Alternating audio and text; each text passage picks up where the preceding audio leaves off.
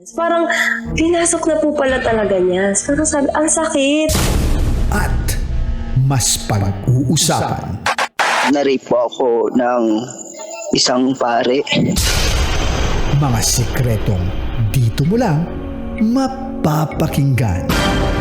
Top Secrets. Top Secrets. Top Secrets. Top Secrets.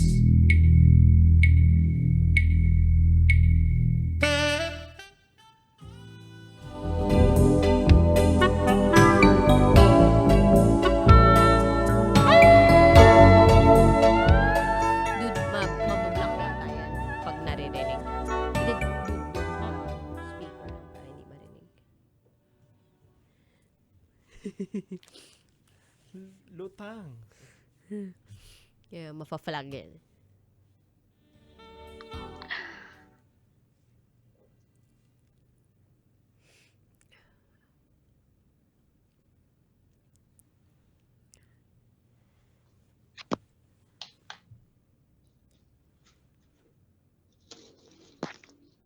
Good evening Luzon, Visayas, Mindanao, Metro at Mega Manila. Sa lahat po ng mga nakatutok ngayon sa 90.7 Love Radio. Oras na muna natin sa buong kapuluan. It's already 11:19 PM at kasama nyo po ang titindig sa mga pinaglalaban ninyo. DJ Titangelo. At kasama mo ang inyong Basa Princess, DJ Rakitera. And welcome to the program rated SPG Top Secret. Kung saan pwede ka makapagbahagi ng iyong nakakakiliti, nakakapampainit, at nakakatulirong rated SPG Top Secret mo. At sa pagkakataong ito, meron na nga po tayong sharer na nasa kabilang linya. Hello, magandang gabi. Hello po. Ano po pwede namin itawag sa'yo? Bibi. Yes. Bibi. That's Wait, my nickname. Yes. wait lang ha. Baby o Bibi? Bibi, like B-I-B-I po. Ah, Bibi. Bibi. Parang Bibi gandang hari, ganon. O kaya pag may nakita ka, oh, yan ang Bibi. Lumulutang. May 3 Bibi ako nakita. Ako nilagay na sa akin. Bibi. May 3 Bibi. Diba? Pasok pala sa ganun. banga yung ano ko eh. Joke mo? Hinihirit ko. Akala ko lang natawa sa sarili ko eh. Hirap lang pindutin yung effects, dude. Oo, nagigets naman kita dyan. Huwag kang mag-alala. Anyway, Bibi, ilang taong ka na? 20 po. 20 si Bibi. Pabata ng pabata ang Kaya corner. nga, yan ang hilig ni Titan J-Lo eh. Mga 20 lang eh. Saan lupalop ka naman galing, Bibi? So, taga Mindanao po ako. Kaya medyo may Bisaya accent po yung Tagalog ko. Ah, Yes, okay lang Bisaya. po yan. Okay lang po yan. Mga Bisaya din naman kami dito ni Yes. Titan Jello. May lahi kami Bisaya. Si Yes. Titan Jello ay taga Cebu. Yes, Cebu, Davao, yan. Oo, ako naman, ang nanay ko, taga Dumaguete. Yan, no? Mga Bisaya po kami dito, ha? Maayong gabi sa Mutanan. Ayun, maayong gabi eh. Kagwapa. Yan, no? Dili ko kasabot, magtuloy-tuloy na tayo. Galing, oh! Di- Gamay makasabot ka. Hindi gamay. dili, kasi hindi ko na maintindihan yung sarili ko eh. Gamay, Okay, Bibi, 20 from Mindanao. I know, ang Yes. rated SPG Top Secret mo. So, ano po kasi, dati po, siguro po nasa 16 pa po ako. Hinaras po kasi ako ng kamag-anak po sa side ng papa ko. Tapos, pero alam na ni mama ko nun po. Pero hindi ko sinabi na ginalaw na po ako. Kaya po, parang hindi siya masyadong SPG, may sad part din kasi po sa buhay ko.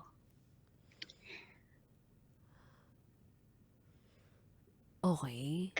Nabigla kami dito sa sinabi mo sa amin na kasi syempre di namin in-expect na ito pala yung ibabahagi mo sa amin. But it's okay kasi bukas naman kami dito na makarinig no ng mga Mga ganitong kwento. klaseng top secret.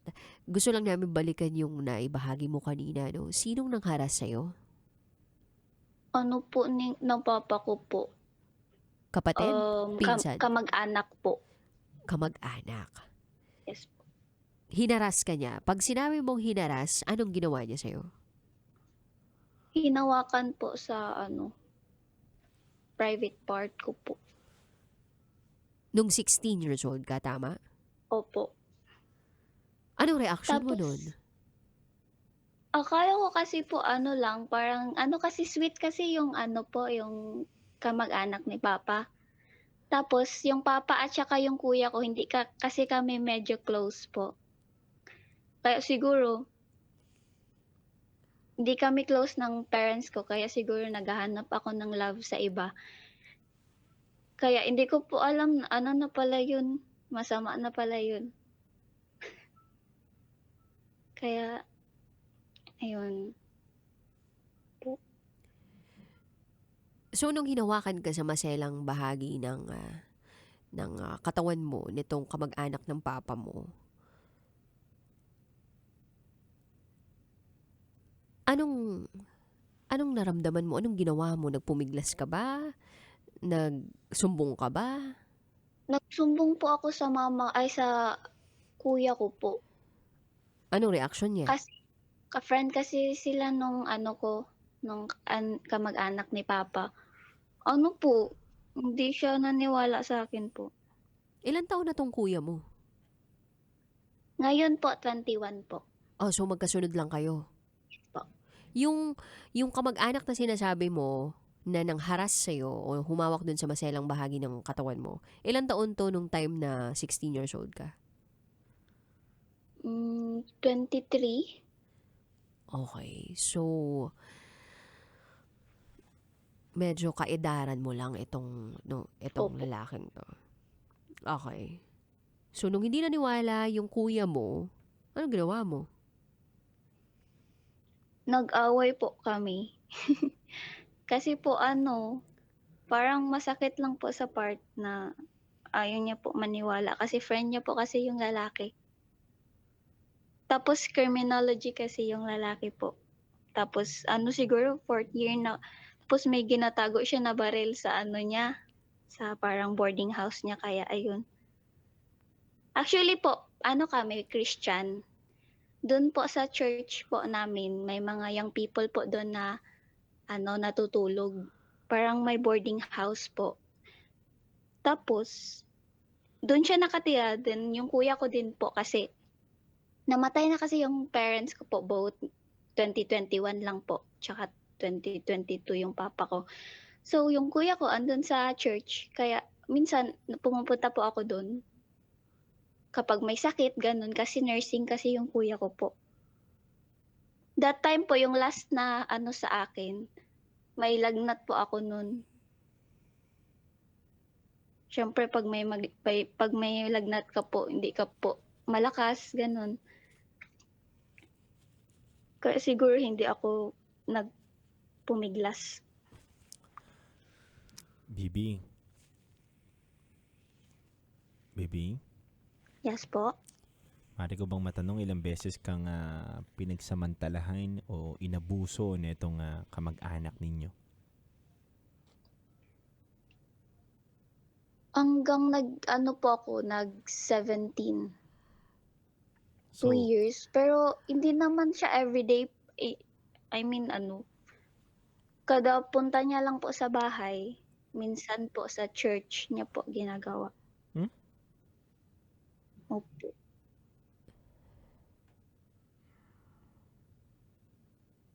Sa 2 years na yun, ilang beses?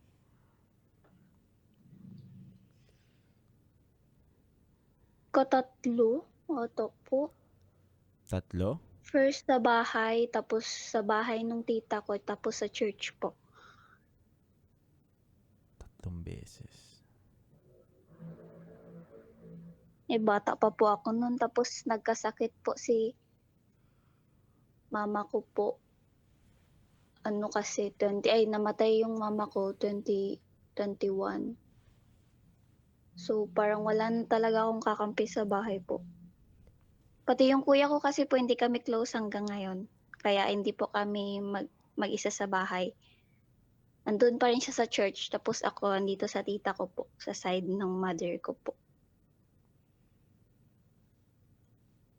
Tapos sinabi ko sa kanya ulit,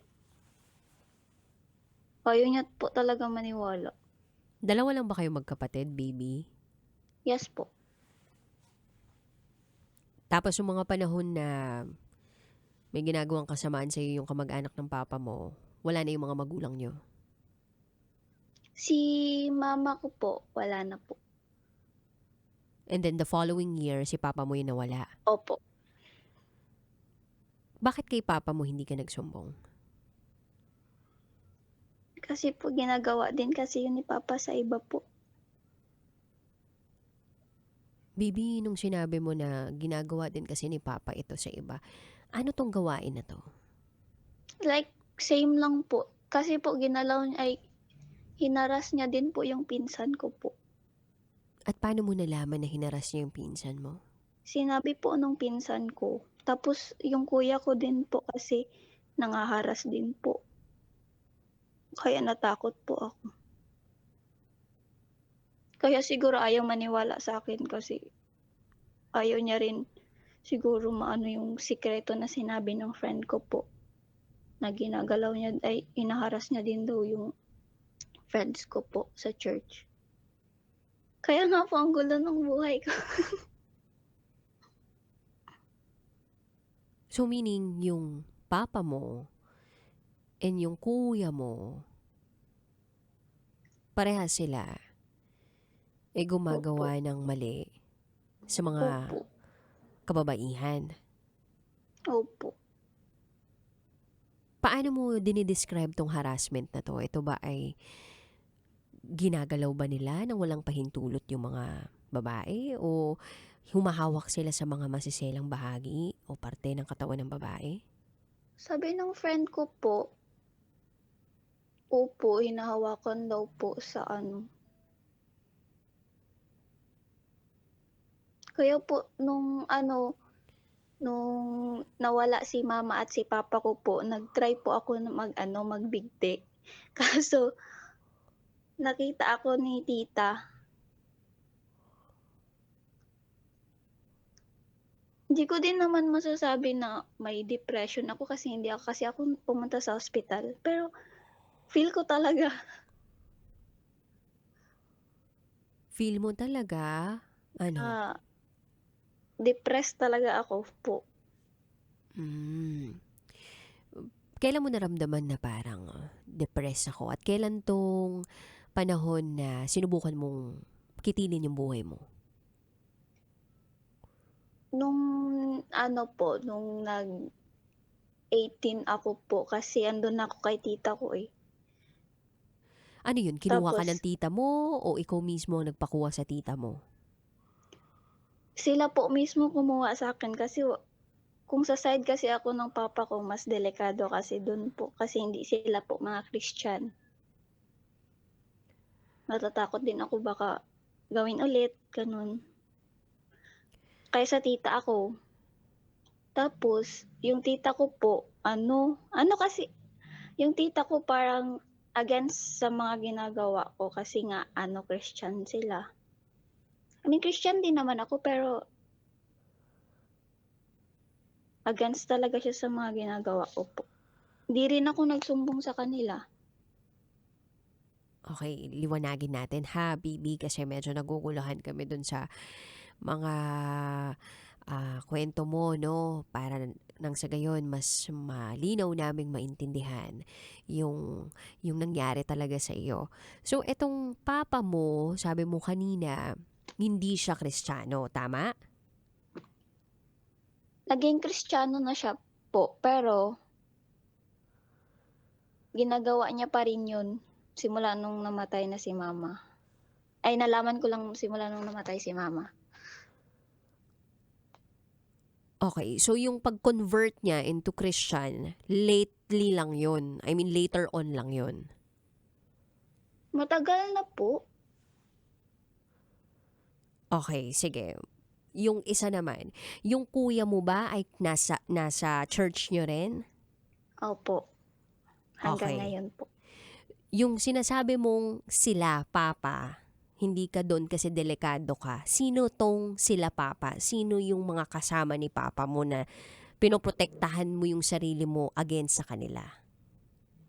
Mga tito ko po, kapatid ni Papa. Bakit? Palagi kasi sila nagainom tapos minsanan kapag nakainom sila, ginagalaw din nila ako minsan. Kaya parang natatakot ako dun sa kanila. Kasi sa side ng papa ko, parang isang compound lang kasi sila po na tinitirhan. Kaya kung andun ako, parang no choice siguro ako kung saan ako. Parang I don't feel safe po pag andun sa kanila. Bibi, okay lang ba na pinag-uusapan natin tong pangyayari sa buhay mo? Yes po kasi parang ang bigat na kasi po kasi wala pong naniniwala sa akin. Aha. Nakikinig kami sa'yo. Kasama mo kami ngayon. Okay. So, nung kinuha ka ng tita mo, kinupkup ka niya, ikaw, nagpatuloy sa buhay. Tapos may mga nalaman ka doon sa mga kaibigan mo na pati pala sila ay hinaharas ng tatay mo tsaka ng kapatid mo. Tama ba? Opo. Okay. Kailan natigil yung pangharas ng kamag-anak mo, kamag-anak ng papa mo sa'yo? Nung nawala na din po si Papa kasi hindi na ako pumupunta masyado sa side ni Papa. Aha. So 2022 po. Anong time na yun? Nakahinga ka ba ng maluwag? Opo, pero ano pa rin po, andun pa rin yung guilt kasi hindi kasi ako nagsumbong agad. Nandun din ba yung pagkalungkot dahil nawala yung papa mo? Opo.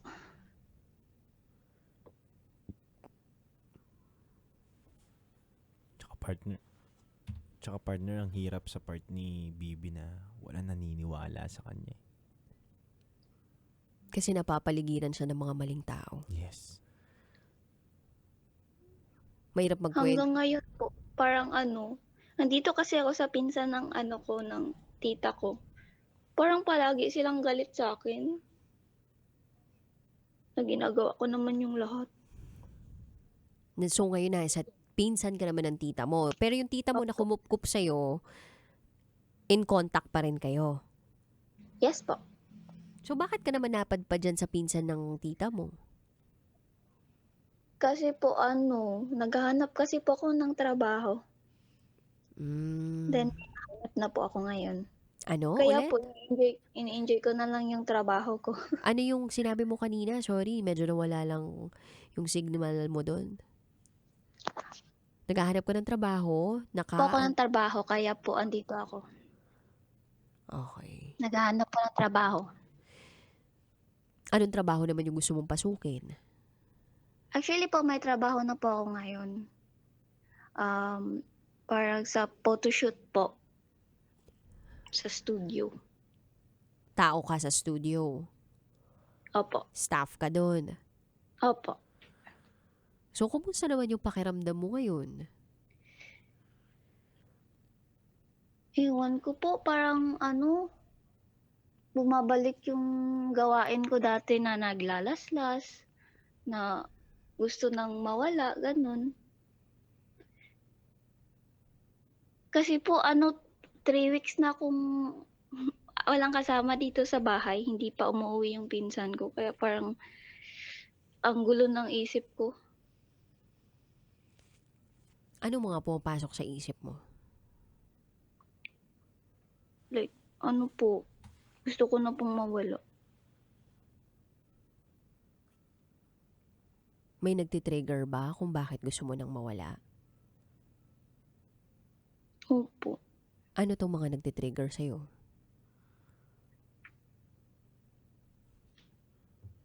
Kasi po, ano, hanggang ngayon po, hindi pa rin kami bati ng kuya ko. So, parang, ano pang point? 'Di ba? Ayaw ni tita sa akin, ayaw nung pinsan ko sa akin. Pati si kuya, parang wala ng point po mabuhay. Parang gano'n.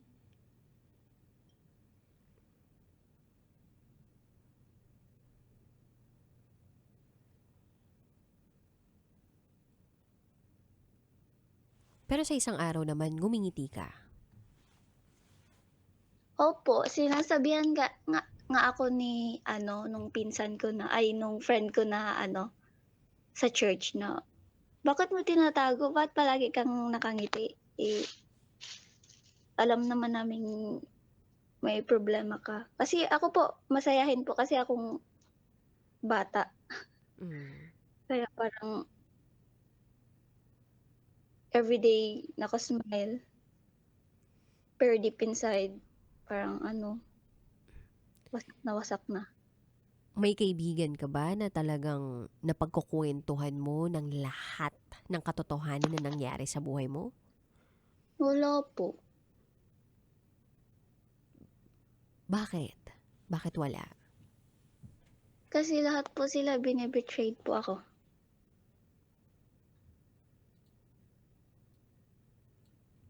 Nung sinabi mo yung binibetray ka nila, binibetray ako. What do you mean? Anong ginawa nila sa'yo kung bakit naramdaman mong pinagtaksilan ka? Parang ano po, sinisiraan nila rin ako sa ibang tao.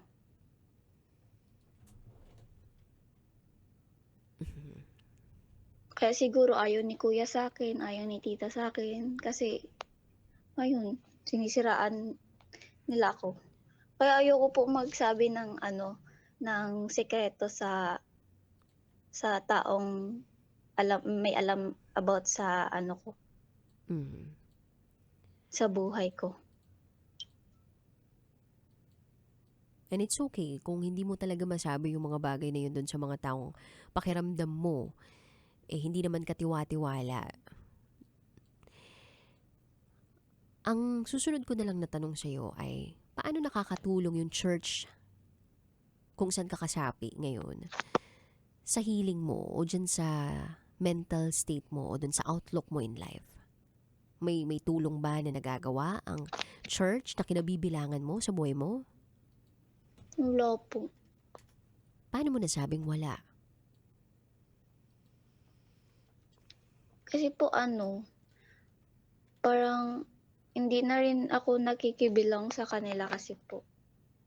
Kaya parang malayo na talaga sa ano, sa nung mga araw na andun pa yung parents ko po. Kaya parang napunta na ako sa point na ayaw ko nang magsimba. Ganun po. Kaya ngayon po, 2 weeks na po akong walang simba po.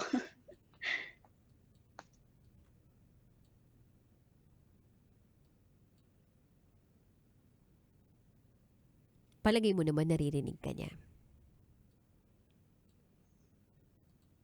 Hindi rin. Paano mo nasabi?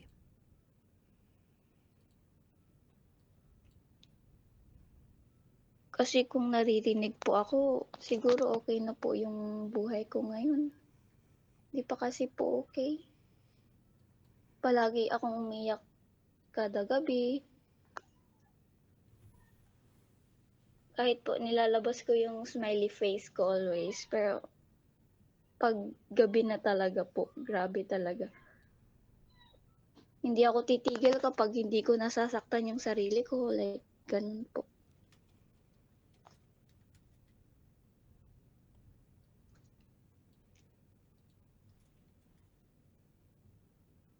Diyan ba sa bago mong trabaho, meron kang pwedeng mapagkatiwalaan?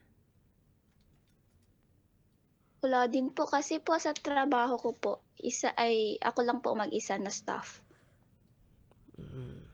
Sa mga kamag-anak nyo, wala ka talaga ma-pinpoint kahit sa side ng mama mo na pwedeng mapagkatiwalaan? Wala po. Nung nag-aaral ka ba, wala kang teacher na pwedeng gumabay sa iyo ng mga pagkakataong lugmok na lugmok ka? Meron po, pero tumigil kasi po ako sa pag-aaral kaya parang wala na akong connection doon sa teacher ko po. Pero nakatulong ba sa'yo yung teacher mo na yun? Opo, Mhm. nakatulong din naman po. Parang pinarealize niyo po sa akin na ang problema na binibigay ng Panginoon, makakaya mo yan kasi binigay ng Panginoon, hindi naman kasi kabibigyan ng Panginoon ng problema pag hindi mo kaya. Mhm. Pero parang hindi pa rin sapat kasi ako lang talaga po mag-isa. Mhm. Wala talaga akong karamay sa buhay. Ganun. Alam mo, nalulungkot kami dito na sa murang edad na pagdaanan mo lahat ng yan. And supposed to be at 16 years old, nandun pa rin yung paggabay ng mga magulang mo sa iyo. And supposed to be, ang iyong kuya ay yung kuya na poprotekta sa iyo. At siya yung talagang unang dapat maniwala sa iyo kung meron kang sasabihin sa kanya na gumawa sa iyo ng pagkakasala. No? Siya ang unang magtatanggol sa iyo. Magulang mo ang magtatanggol sa iyo dapat unang-una at yung kapatid mo. Pero nakakalungkot nga na merong ganitong klaseng mga kaanak, kapamilya na hindi na natin mababago pa, no? Pero natutuwa naman din ako sa kabilang banda na meron kang teacher along the way na nakausap at kahit papano nakatulong doon sa journey mong ito. Hindi kami mental health experts dito ni Titan Jello. And normally, kapag may mga ganito nagbabahagi sa amin, ipinapasa namin ito sa isang mental health expert. Si Father Mika, siya ang in-house natin dito na mental health expert. At hindi pa siya online ngayon eh. Sinusubukan ko siyang kontakin ngayon pero hindi pa siya online. So, siguro sa pagkatapos ng call na ito, kung gising na siya bukas, maiko-connect namin ikaw sa kanya. Nang sa gayon, masimulan natin yung healing process mo. Because definitely, mahirap din naman na nararamdaman mong mag-isa ka. Kaya nga, binuo namin tong programa na ito para kahit papano, madama ng mga kabisyos namin out there na hindi sila nag-iisa. And Yes sana po. sa pagkakataong ito, kahit papano, kahit sa maliit na porsyento lamang, maramdaman mo na hindi ka nag-iisa. Yes po. Kaya nga po, sa trabaho ko palagi po ako nakikinig ng niyo po. Parang kayo na lang po yung source talaga ng happiness. Salamat. Kahit may mga sad stories. Mhm. Salamat, Bibi. Bibi, unang-una, gusto kong sabihin sa iyo na isang mahigpit na yakap. Alam mo, speechless ako eh. Wala akong masabi sa mga narinig kong kwento mo. Pero, Bibi,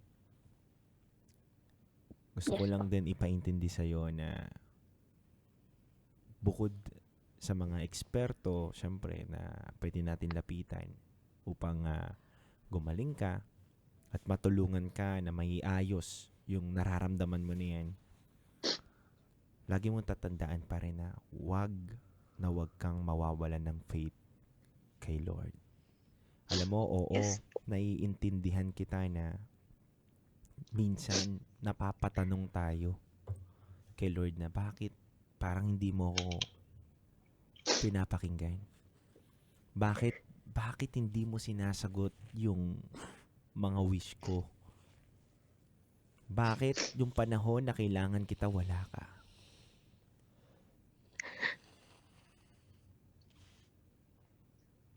Pero lagi mong tatandaan na wag kang magagalit sa kanya, Bibi. Yes po. Ibigay mo pa rin yung 100% na tiwala mo sa kanya dahil walang pinakamagaling sa mundong to. Walang pinakamahusay na doktor. Walang pinakamalakas na na tao dito sa mundong to kung hindi niya rin pahihintulutan. Oo, Bibi, na maraming tanong sa isip natin na kung totoo siya, bakit nga naman pinahintulutan niya yun? Pero, naniniwala din ako na lahat na nangyayari sa buhay natin, maging maganda o pangit o kasula-sulasok ito, may dahilan. Yung may kapal kung bakit nangyari to. Yes po.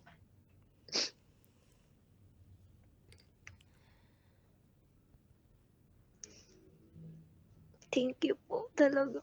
Sobra. Laking tulong po ng ginagawa niyo talaga po.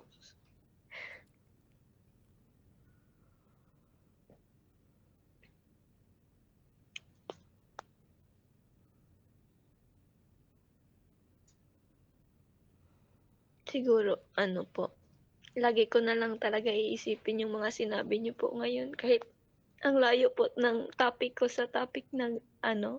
Hindi, lagi mo tatandaan na bukas ang aming linya sa mga ganitong usapin. Maging maiba man yung aming topic ngayong araw na to, bukas ang aming linya sa katulad mo at sa mga katulad mo. Thank you po talaga. Alam mo, Bibi, gusto kitang saluduhan. Bakit? Gusto mo malaman? Opo. Kasi na-mention mo kanina na nararamdaman mo na gusto mo nang tapusin yung sarili mo. Pero mas pinili mo pa rin yung pinakatamang paraan na tumawag dito para may makausap ka. Ibig sabihin, nandun pa rin yung kaliwanagan sa isip mo na mali yung gawain na yun. Tama? Opo. Alam mo, Bibi, sa pagkakataon na to na nailigtas mo yung sarili mo sa ganong pagkakataon, mas pahalagahan mo pa yung sarili mo, Bibi. Ibig sabihin, pinapakita pa rin sa'yo ni Lord na pwedeng may mga taong maniwala at yumakap sa kwento mo. Na hindi ka para husgahan, kundi para pakinggan ka at intindihin ka. Lagi mong tatandaan, Bibi, na ang ating nakaraan o ating mga pangit sa nakaraan natin, hindi ito para ikasira natin sa hinaharap. Kundi ito ay maging instrumento para mas maging matibay tayo sa hinaharap. Bibi, Yes po. kung ikaw meron kang mabigat na kwento, pwedeng yung kumakausap din sa'yo, meron din ganon na mabigat na kwento na hindi mo rin alam na nalagpasan niya.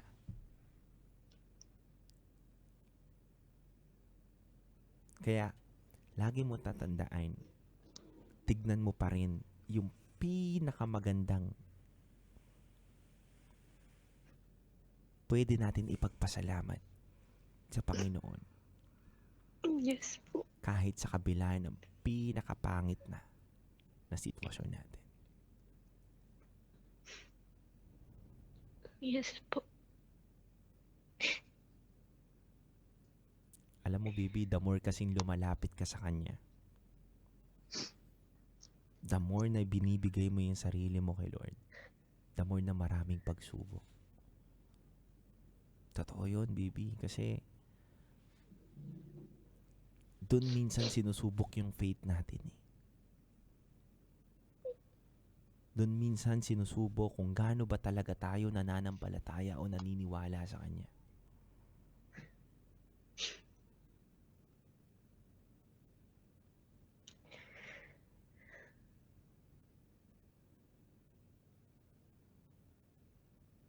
Bibi, hindi pa tapos ang storya mo. Hindi porket nagkaroon ka ng mga pangit na karanasan, dapat mo nang tapusin yung bagay na to.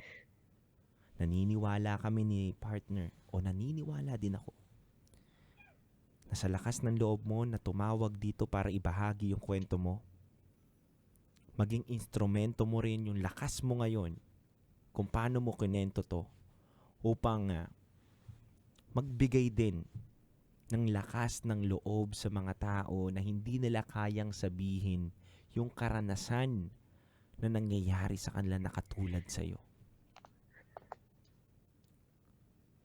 Agree kami, Bibi, sa mga sinabi mo na ang hirap kapaniwalaan.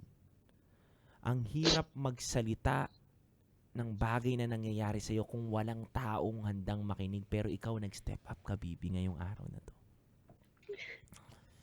Nag-step up ka na pinakita mo sa amin, pinaramdam mo sa amin kung gaano kakatapang na ibahagi ito. Ibig sabihin, Bibi, may plano ang may kapal o may dahilan ng may kapal kung bakit nangyayari ngayon tong pag-uusap natin. Yes po. Kaya huwag kang sumuko. Hindi sagot ang pagsuko sa mabigat na problema o karanasan na kinaharap mo. Hindi ako perpektong tao, hindi ako doktor o espesyalista para sabihin ko sa iyo na huwag mong gawin yung mga masasamang bagay, pero alam ko, Bibi, na nasa puso mo ngayon na kahit nakakaisip ka ng mga masasama o pangit na bagay, alam ko pa rin na naniniwala ka na may maganda pa rin mangyayari. Yes po. Panghawakan mo yun, yung nararamdaman mo na yun, Bibi. Mas palakihin mo yun sa puso mo.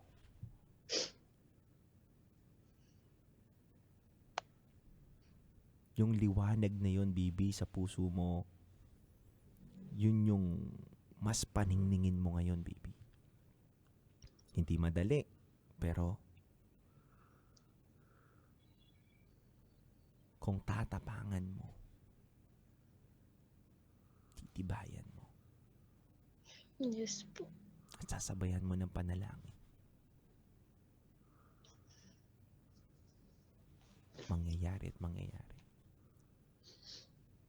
At uli, Bibi, bago ko ipasa yung mikropono kay partner, hindi porket na nalangin tayo ngayon ay ganun din kabilis ang pagsagot niya.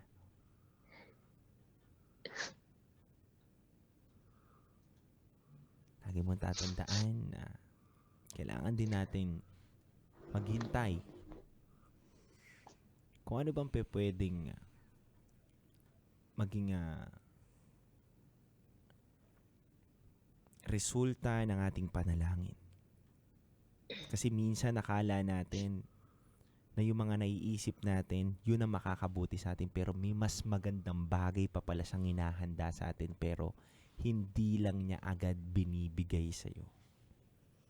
Kaya, Bibi, huwag kang sumuko. Yes po. Naniniwala ko na darating ang panahon. Next year, 5 years, sa susunod na marami pang taon, tatawag ka dito hindi dahil umiiyak ka. Tatawag ka dito dahil kukwento mo kung paano mo nalagpasan yung pagsubok na to. Ang pinakamahalaga ay meron kang tiwala sa sarili mo. Mawala na ang tiwala sa iyo lahat ng tao. Basta huwag kang mawawalan ng tiwala sa sarili mo. Yes po. Yan ang pinakamahalaga. Ang ibang tao, hindi mo mapiplease yan. Kahit anong buti na gagawin mo, anong ayos na gagawin mo, may masasabi sa iyo ang ibang tao. Pero ang sarili mo, kailanman, kapag minahal mo ang sarili mo, malalaman mo yung value mo at worth mo. Maging wala o meron man nakapaligid sa iyo na tao na handang makinig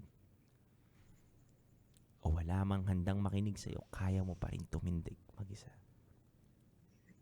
Yes po.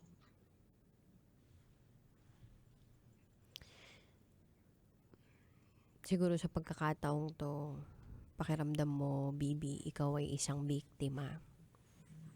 Oo, sige. Kung pakiramdam mo isa kang biktima, pero sana makita mo rin na ikaw ay isang survivor dito.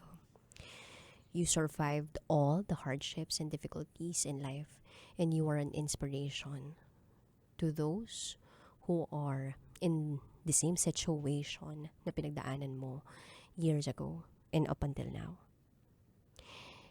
Hindi ko na pahabain pa to, pero gusto kong mag-alay ng dasal para sa'yo. Yes po. So, dasalan natin ngayon, no? Mhm. Kahit ano pa yung relihiyon ng mga kabisyo nating nandyan ngayon nakatutok sa atin, no? Iisa lang naman yung higher up natin eh. Kanya-kanya lang naman tayo ng description tungkol sa kanya eh. Pero ang kanyang pagmamahal para sa atin, it's unconditional. And it is always accepting. At hindi niya tayo hinahayaang mag-isa. Yes po. May kasama ka, kasama natin siya. So, everybody, nandito ang panalangin, no? Para kay Bibi. Aming Diyos, lumalapit po kami sa inyo ng merong mabigat na puso. Dala ang pinagdaraanan ni Bibi. Kayo po ang nakakakita ng kanyang sakit.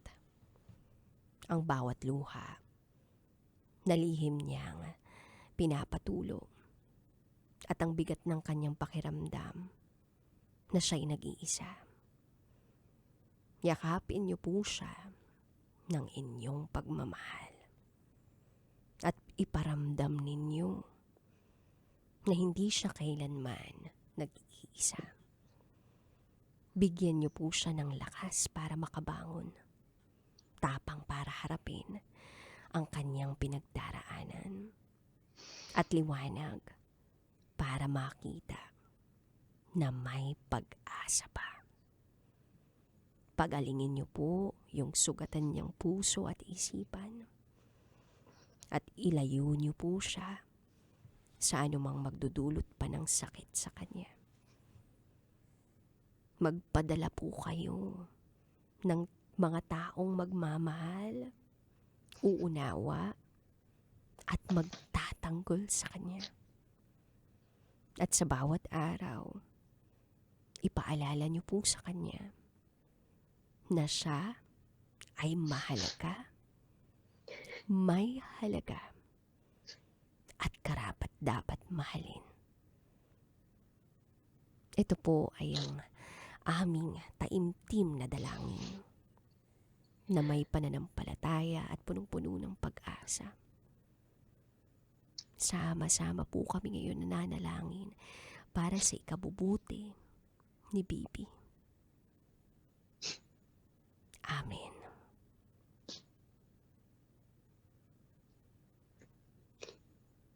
Amen.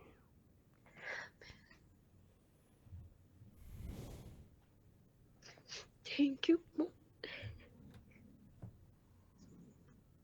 Salamat din. Kayo po lang yung first po na nakinig sa akin. Kaya I'm very thankful po kasi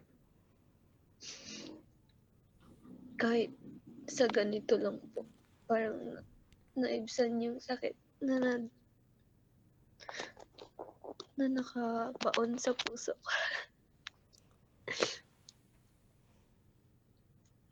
Sabi pa natin kanina, walang iyakan. Bago ka pa nga tumawag, umiiyak na yung ilong ko eh. Sinisipod ako. But anyway, Bibi, na-appreciate namin yung pagtawag mo at wag na wag kang magsasawang kontakin kami dito. And we will keep in touch with you. And itong Viber number mo na nakita namin ngayon, i-connect ka namin bukas ha. Bukas abangan mo mga hapon ay Sige po. makikita mo na makokonect ka namin dun sa aming mental health expert, no, nang sa gayon makatulong doon sa paghilom mo. Kasi again, kami ay mga kaibigan mo lang sa pagkakataong ito na makikinig sa iyo o nakinig sa iyo. Pero yung healing talaga na parte, 'di ba, ng proseso ng journey mo, no? Manggagaling 'yan at ang makakatulong diyan ay yung mga eksperto. So, Yes. yun. Salamat, Bibi. Thank you po. Thank you po. Thank you. Higpit na yakap, Bibi. Mahigpit na yakap din doon sa kaanak ng papa mo, pero yung yakap ko sa leeg. Leeg niya. Sa Pwede leeg. pa akap sa lieg. Mm. Ganun yung level ng yakap na gusto ko doon sa kamang-anak. Hustisya rin para Pwede sa'yo. din po ba sa kuya ko? Payakap din sa lieg. Hustisya para din sa'yo. No? Yun din ang isa sa mga panalangin namin.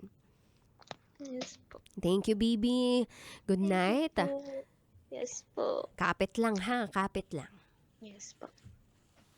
Thank you. God bless, Bibi. God bless you po both. Thank you. Yes po. Bigat, no? Bigat. Hindi ko alam talaga rin kung ano yung tamang, 'di ba, mga salita para makapagpagaan ng nararamdaman ni Bibi. At ang naisip ko talaga is mag-offer na lang din tayo ng panalangin para sa kanya.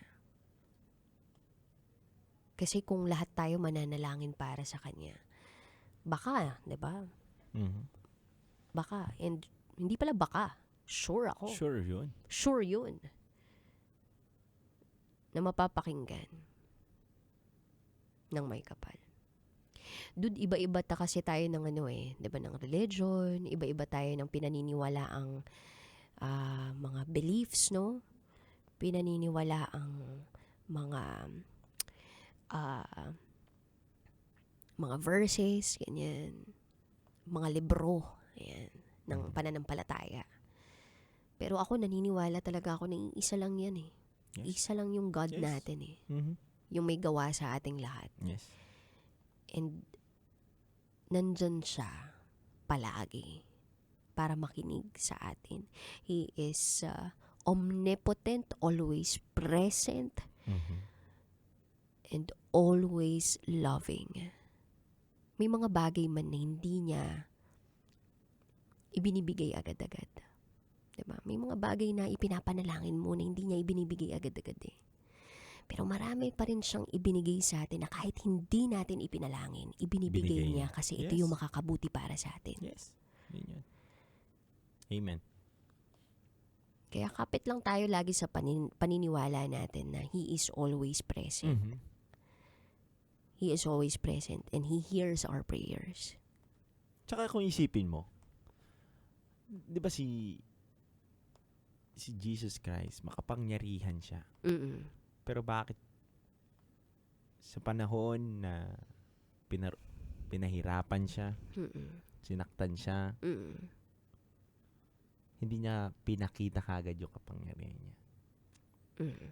Kasi minsan, doon natin makikita na yung mga bagay na nangyayari sa atin ay merong dahilan at meron tayong matututunan.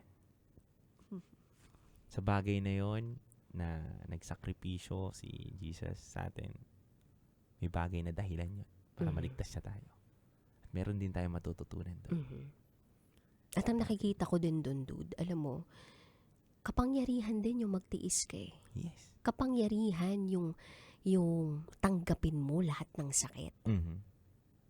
Malakas ka. Mhm. Kung ikaw na nagagawan ng pagkakamali, ng pagpapakasakit, ng pang-abuso, na tinatanggap mo lahat ng yun o unintentionally natatanggap mo yun, para sa akin malakas ka. Kasi kinakaya mo pa rin hanggang ngayon. Tama. And doon natin mapapatunayan na si Jesus Christ nung panahon na yun, powerful pa rin siya kasi kinaya niya. Yes. So, sabi nga nila, we should live like Jesus. Mhm. Oo, makasalanan tayo, pero kung kakayanin daw natin, Nilakaran din ng Oo. ating Panginoon. lakaran daw natin nang sa gayon, dun daw tayo patungo sa gates of heaven. Mhm. 'Di ba? So, pero, wag nating agahan, 'di ba? Na pumunta dun Baka kung mauna ka. Oo, na hindi pa naman tamang panahon. Mhm. 'Di ba? Kumbaga, hayaan natin ang universe, 'di ba? Nabawiin ang buhay na ito. Kasi itong buhay na to, dude, 'di ba? Ito ay hiram lamang. Tama. Ito ay ipinagkaloob ng Panginoon sa atin. Yes. At siya lamang ang nararapat na bumawi dito. Mhm. Nang walang pagme-medal mula sa atin na ipinilit natin bigla na gusto ko nang pumunta somewhere else. So, ibalik natin sa Kanya. Tama. Yun lang naman. Pero bago ang lahat mga kabisyo, bago po natin tapusin itong ating programa, nais ko lang pong batiin muna ang aking pinakamamahal. Yes. Uy! Sino to? Ayan, pinakamamahal at ito'y unang guru ko, Uy! syempre. At higit sa lahat, until now, siya pa rin ang ating gabay sa lahat. Pinapakinggan natin sa mga decision making natin. Happy birthday syempre sa pinakamamahal kong nanay. Hindi man tayo magkasama ngayon hanggang bukas. Pero mahal na mahal kita. I love you. Alam mo naman yan, lahat naman ng ginagawa ko ay hindi lang para sa'yo, kundi para sa ating lahat. Yeah. Kaya pala bumate, tita, kasi wala bukas. Yes, happy birthday sa pinakamamahal kong nanay. Ako nagpapasalamat ako dyan dahil yan, ang daming sinakripisyo sa buhay niya. Oo naman. Kaya ako nandito ngayon. Happy birthday, tita. Ano ba pangalan ng mommy mo? Chris! Chris! Happy birthday, tita Chris! Yeah. Mommy ni Jello na si Tita Chris. Ayan. Napakaganda, napaka-sexy, at napakadaming pera. Yan ang boss natin. Boss, happy birthday and I love you so much. And yun, tatrabaho muna ako ha. Yun na muna mga kabisyo. Muli, kayo po ay nakatutok sa 90.7 Love Radio. Nakasama mo ang inyong Basa Princess DJ Rakitera. At ang titindig sa mga pinaglalaban ninyo, DJ Titan Chalo. Kailangan pa bang i-memorize yan? Basic. Handog po namin awitin sa inyo is a beautiful song by Maki, Kahil na Langit. Metro's #1 Love Radio Basic!